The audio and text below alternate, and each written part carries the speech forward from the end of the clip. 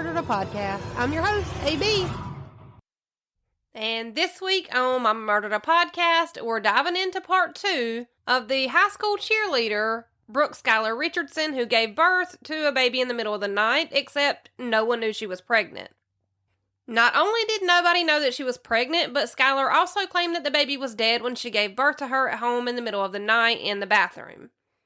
So she took it upon herself to bury the baby in the backyard of her parents' house where she also lived. This case is brutal, so strap in. But part 2 is not going to be any worse than part 1, so if you made it through that, you should be fine through this. But with all that being said, and without further ado, let's get it. So last week, we left off on Skylar going back into the OBGYN office again for a second appointment. And the doctors were just kind of asking Skylar, like, where she gave birth, how the birth went, how the baby was doing. You know, just normal questions for someone who just recently given birth. But Skylar confided in the doctor that she had delivered a stillborn baby in the bathroom at her house.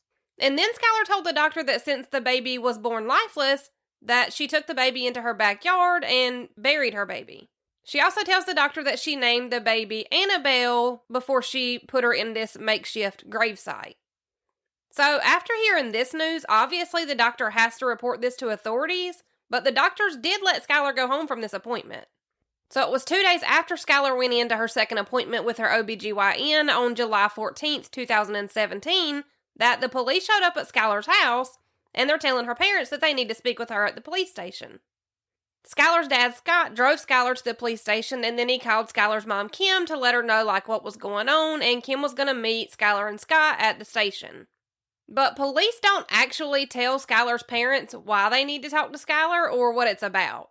Skylar's dad, Scott, follows Lieutenant John Fain to the police station where they let Skylar go in for questioning.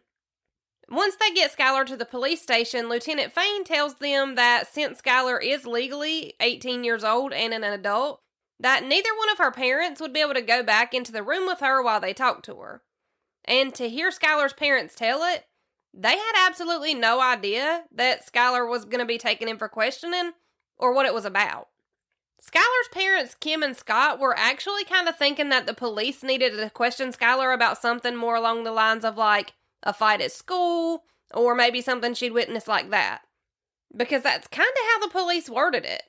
Skylar's dad, Scott, even asked if he needed to get Skylar an attorney, and Lieutenant Fain tells him that no, Skylar isn't in any trouble, that they just need to talk to her. So Lieutenant Fain and Detective Katie Gee have Skylar in this interrogation room without any attorney and without either of her parents, even though Skylar's mom Kim said many times before this that Skylar had an eating disorder and that she never really developed mentally or physically past about the age of 11 or 12. But I guess that doesn't really matter because Skylar is still classified as an adult who can comprehend and understand the laws and knows right from wrong. Now, once Skylar is brought into the interrogation room, that's when Lieutenant Fain finally tells Skylar why she's there. Lieutenant Fain tells Skylar that her OBGYN had called to report that she had given birth to and then buried her baby. And then almost immediately after this, Detective Fain starts reading Skylar her rights. And then he even has her read some parts back to him just to clarify that she understood what was happening.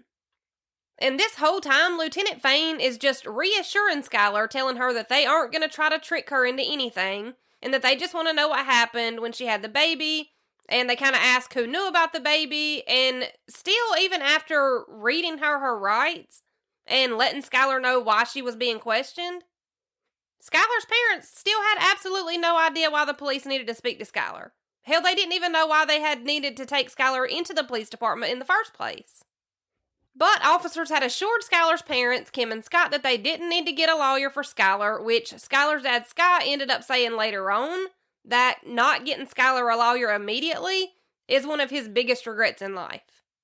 So without knowing why they're there, both of Skylar's parents just told her to be completely honest with the officers. Skylar's parents later say that they thought that this was maybe something about something that had happened at school or something that she'd witnessed. Because really, when the police showed up at their house, they just told Scott and Kim Richardson that they needed to talk to Skylar about something that she'd witnessed. Not that she was being investigated about a crime. So, on her parents' advice, Skylar tells the investigators everything that happened and why she did what she did without her parents or any kind of legal representation. Skylar tells him that once she realized that the baby wasn't moving, that she knew baby Annabelle was dead, that's when she decided to bury her in her parents' backyard. That way she could still visit with her and take her flowers whenever she wanted to. And she even tells him that she was able to do all of this without having to reveal to anybody that she'd ever even been pregnant. So again, she isn't denying anything that happened. She doesn't try to lie and cover it up. She doesn't make excuses. She seems to be completely honest with both of the officers who were questioning her about what happened. So, after about 45 minutes of questioning, the police go out into the waiting room at the police station, and they tell Skylar's parents, Scott and Kim, what Skylar had just admitted to doing, and naturally, her parents want to talk to her. Because again, they had no idea that she was even pregnant. So, police bring Scott and Kim Richardson back into the interrogation room where Skylar is being held, and they kind of leave them in the room with Skylar alone. And I just want to say that it is abundantly clear that Scott and Kim didn't realize that everything that they said inside of this room would be recorded.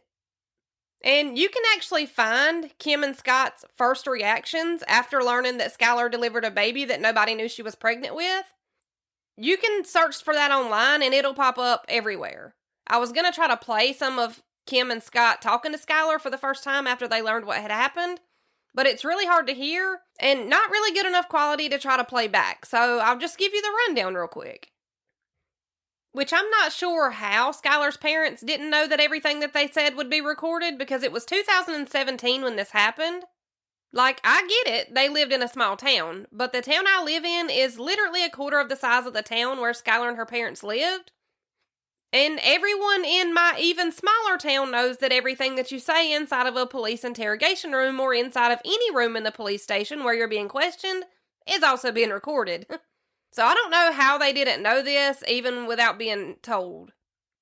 But the first thing that sticks out to me about what her parents had to say when they were left alone in the interrogation room with Skylar is the part when Skylar's mom, Kim, tells Skylar something along the lines of like, you're going to lose Brandon over this, you know?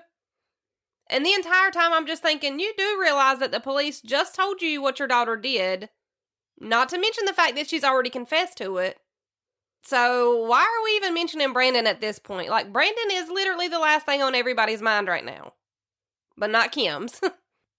And then Kim tells Skylar that teenagers get pregnant all the time and it's not the end of the world. But literally just a week or so before all of this came out, Kim was texting Skylar telling her that if the doctor's email was right and if she was pregnant, then she'd have to drop out of school and get a job and figure out how to take care of and feed a baby.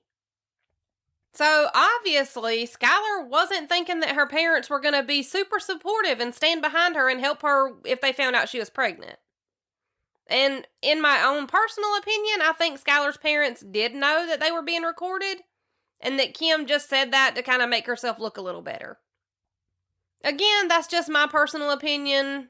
Another one of my personal opinions is that Kim had a sneaking suspicion that Skylar was pregnant way before all these details came out. But let's keep going. Because after Kim tells Skylar that teenagers getting pregnant is not the end of the world, of course she has to tell Skylar that the neighbors have already started calling her phone, and that they're telling her that police have already had their house taped off with crime scene tape, and that the neighbors are all asking what's going on, and, the entire neighborhood's just curious about why the police are at their house. And throughout this whole thing, it's pretty obvious that Kim is very much worried about what the neighbors think about them, and she doesn't really want anyone to know what's going on. And naturally, Kim and Scott both start asking Skylar if she intentionally hurt the baby or even if she killed the baby, whether it was on purpose or an accident. And Skylar tells both of her parents that she would never hurt her baby and that the baby wasn't breathing when she gave birth. And then Kim makes it a point to tell Skylar that if the police do an autopsy, that they'll be able to tell if the baby was born alive or not. And that if the baby was born alive and something happened to the baby after she was born, that Skylar would most definitely be going to jail for that. And you can just tell how freaked out Skylar is and how confused she looks. And it almost makes me wonder if her mom wasn't right about Skylar's eating disorder, keeping her from developing not only physically but mentally. Not to say that she's dumb or anything, but her body honestly wasn't getting the things that it needed in order to mature, so I could easily see how this could affect her development as far as, like, her mental capacity and her physical appearance. So, of course, between Skylar's confession and what the police had learned already, they had enough evidence to get a search warrant to dig up the Richardson family's backyard, and so, that's what they do. And I believe this digging up of the backyard either happened the day after Skylar was questioned by police or the day of, but don't hold me to that either way. I don't have that date wrote down. So they start digging up the backyard, and they only had to use a small gardening, like, hand-sized shovel. And I don't garden, so I have no idea what those are called. But the grave was so shallow that it was uncovered by, like, hand shoveling dirt. And investigators also used rock brushes to move the dirt around to be able to find the remains of baby Annabelle. So Skylar had literally just buried the baby under the surface of the top layer of dirt. And once police start digging, or in this case, scooping up the backyard, that's when they found the remains of Skylar's newborn infant, baby Annabelle. And she was in the exact spot where Skylar said that she'd buried her. Now, it had been like 9 weeks since Skylar had buried baby Annabelle in her backyard, so even though the police weren't sure if they'd find all the tiny remains of baby Annabelle, they were able to recover most of them in exactly the spot where Skylar said they would be. Then there was an autopsy done on baby Annabelle by a woman named Susan Allen, where she says that she used the information available to her along with the remains that were found to come to the conclusion that baby Annabelle had passed away from homicidal violence. And she made this conclusion largely based on the statements that Skylar made to police during her interviews and questioning with the police, where the word gurgling comes into play, which we'll get into that word in that interview in just a second. But for now, let's stay within the timeline. So it was 3 days after this first initial police interview that Skylar had done that baby Annabelle's remains were examined by a forensic pathologist named Susan Brown. Now, after collecting the bones that had been found and looking at the evidence that they had been able to find, and then looking at the autopsy results, and then after watching the interviews with Skylar and the police, Dr. Susan Brown also determined that baby Annabelle had died from homicidal violence during the forensic pathologist examination that she conducted. So, as of right now, there are at least 2 people saying that baby Annabelle's cause of death was homicidal violence. And then there was Dr. Elizabeth Murray, who was a forensic anthropologist who also examined baby Annabelle's remains. And the conclusion that she came to would be the headliner that the prosecution ran with at trial. Dr. Murray concluded that there were signs of charring on baby Annabelle's remains, almost as if she'd been burned before she was buried in the backyard at Skylar's parents' house. So naturally, with all of this new evidence that had been found, it's no surprise that investigators wanted to question Skylar yet again, because she hadn't mentioned anything to the investigators during the first questioning about burning the baby. So 6 days after Skylar had her first interview with police, the police wanted to question Skylar again, and this time they kind of did a little good cop, bad cop routine on her. The female officer kind of held Skylar's hand and tried to comfort her, while Lieutenant Fain kind of threw out some different accusations about what he thought maybe could have happened. The officer started by asking Skylar if the baby was alive when she was born, and Skylar was adamant that the baby was not alive when she was born, even saying that the umbilical cord was not attached to the baby at all. Then Lieutenant Fain tries a different approach, and he asks Skylar if the baby had made any noises, like shallow breathing, any small whimpers, or even perhaps a gurgling noise. Now, this doesn't really seem relevant until we get into the trial part of this case, but Skylar hadn't used the word gurgling at all before this, and up to this point, Skylar had been adamant that the baby had not been breathing and did not make any movements or noises. And the first time that the word gurgling came up in any kind of conversation, it was actually Lieutenant Fain that brought it up, asking Skylar if maybe the baby had made gurgling noises when she was born. Now, after the word gurgling was introduced into the conversation during this interview, Skylar ended up using it repeatedly, and that will be brought up during trial later, and it'll be used against Skylar. Skylar told Lieutenant Fain that the baby's arms may have moved just a little bit, and that she may have made a few quiet gurgling noises. And this was also after multiple interviews of Skylar staying pretty adamant that the baby had not been born alive. But her story is starting to change a little bit now. Skylar also told Lieutenant Fain that the baby was extremely white when she was born, and that she never had to cut the umbilical cord. So then they decide to tell Skylar about the charring or the burning that was found by forensic anthropologist Dr. Murray, and Skylar looks and sounds genuinely confused about the burning part. She had never denied giving birth, or hiding her pregnancy, or even burying the baby. But she'd told investigators more than 15 times during this interview that she absolutely did not burn baby Annabelle. And I actually think that she told them she didn't burn the baby like 17 or 18 times during this one interview. And we still have Detective Katie Gee, who's playing good cop and holding Skylar's hand and rubbing her back and trying to comfort her. And she tried approaching the question about the burning in a different way. So Detective Katie Gee suggests that maybe Skylar had tried to cremate baby Annabelle so that she could keep some of her ashes for herself. And then Skylar says something along the lines of like, well, maybe I burned her just a little bit, or something close to that. So now they've gotten Skylar to say that the baby made gurgling noises, and that she burned the baby to try to cremate her, all in this one sit-down interview worth of questioning. So naturally, with all of this information that they have now, Skylar was arrested on charges of reckless homicide, noting that Skylar likely suffocated baby Annabelle. But Skylar wouldn't stay in jail long though, and those charges weren't going to stay the same either. Skylar's parents, Kim and Scott, were able to come up with the bail money to get Skylar out of jail, and then they hired her a defense attorney. But only 2 weeks after making bail, Skylar's case was presented to a grand jury, and it wasn't pretty.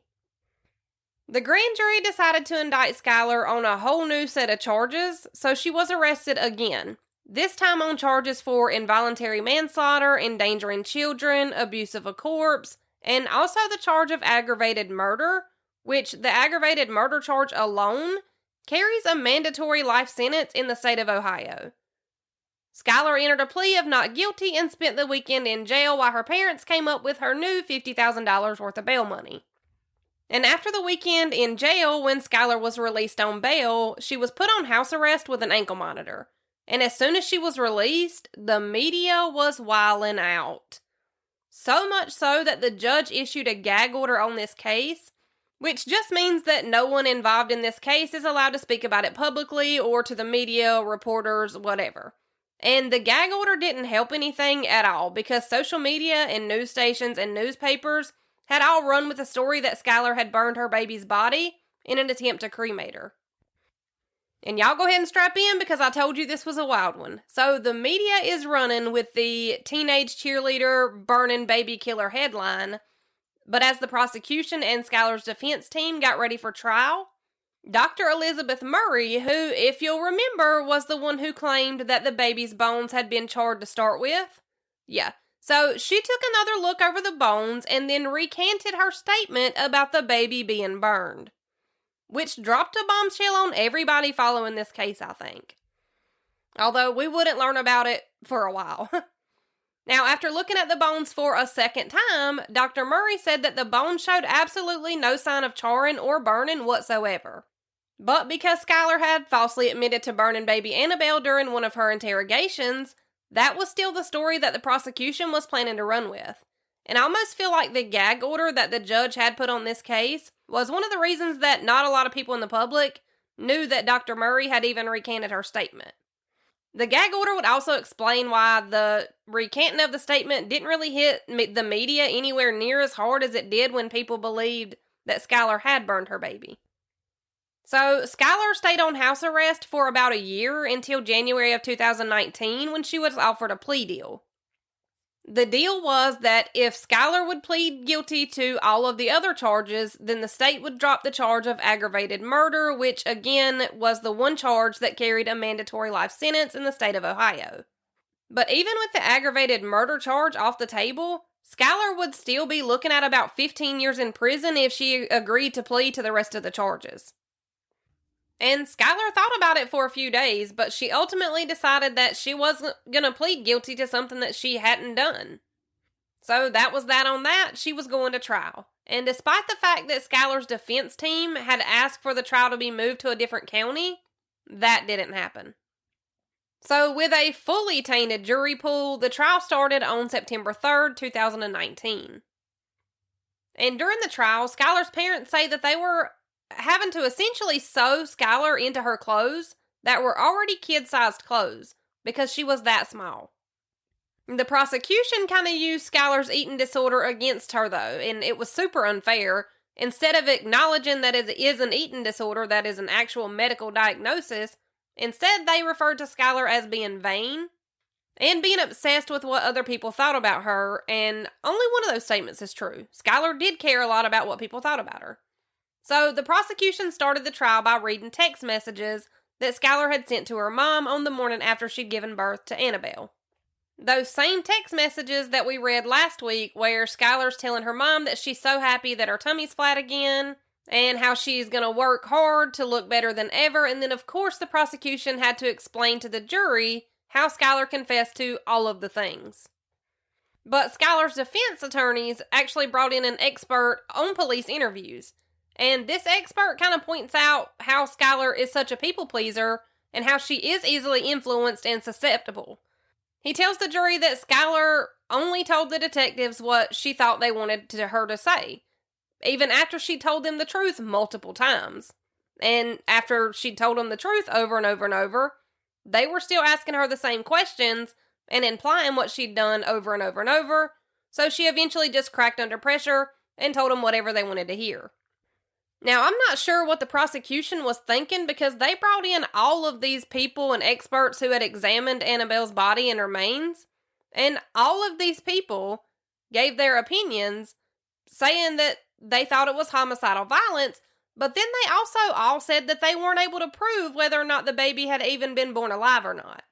And they also couldn't determine if or even how the baby would have been killed if she was killed. Actually, instead, all they said was that there was no physical evidence that the baby was born alive and that there was no evidence of burning on the bones or even any trauma inflicted on baby Annabelle to prove that she was killed. So they were all working solely off of what Skylar had confessed to during these interviews. And then remember how Skylar said that the baby had been really white when she was born? Right. So Skylar's defense team brought in an expert that basically said stillborn babies are usually born white and not beet red like most healthy newborns. This same expert told the jury that Skylar claimed to have never cut an umbilical cord and that the umbilical cord could have come detached during her pregnancy, also stating that Skylar's eating disorder could have greatly affected the baby's development in the womb. And let's not forget the amount of times that the prosecution referred back to Skylar's gurgling noises. Good God, I'm going to name this episode The Gurgle. Now, once the trial was over on September 12th, 2019, it only took the jurors 4 hours to reach their verdict, which I feel like 4 hours is a super short amount of time to basically be holding somebody else's freedom in your hands, but that's all it took for them was 4 hours. Skylar was found not guilty on all of the charges except for one. That was the gross abuse of a corpse, which only carries a sentence of up to 1 year in prison.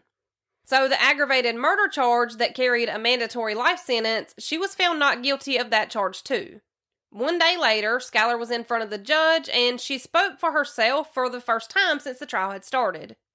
And of course, this was during her sentencing hearing.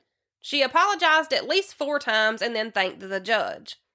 But the judge didn't seem to accept her apology because once Skylar was done speaking, the judge himself spoke, saying, quote, "I firmly believe, Miss Richardson, in fact I know in my heart, that if you would have made different decisions in this case, Annabelle would be here today.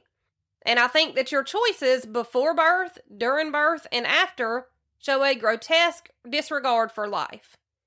And with that, Skylar was sentenced to 3 years of probation, and before the judge dismissed the courtroom, it was arranged and agreed on that baby Annabelle's body would be released to Skylar and her family with the promise that Annabelle would get a proper burial and a gravesite, and also that the spot where Annabelle was buried at would be available to Skylar's ex-boyfriend Tyler Johnson and his family so that they could visit whenever they wanted to. Obviously, Skylar and her family agreed to that. And I think that's all I have for you this week. But I'm super excited to get into next week's case because it's got my mind in the chokehold. Let's get on the review of the week and let's get out of here.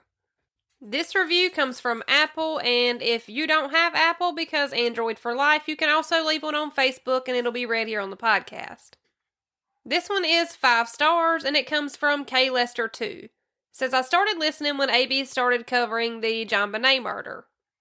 I really appreciated her open mind and healthy skepticism. I was delighted when we had a chance to discuss the case.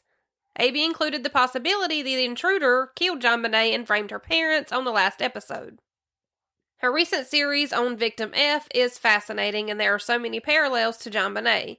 A kidnapping that isn't a kidnapping, an intruder who surveilled his victims for weeks, a quote-unquote small foreign faction, police who assumed it wasn't a hoax because it seemed like a movie and blamed the victims, and on and on. Listen to this podcast for a wild ride into true crime. Thank you so much. That was so nice. I'm really glad you liked those series. I put a lot into those too. And with that, let's do it again. Same time, same place, next Wednesday. See you then. That's how my mama murdered a podcast.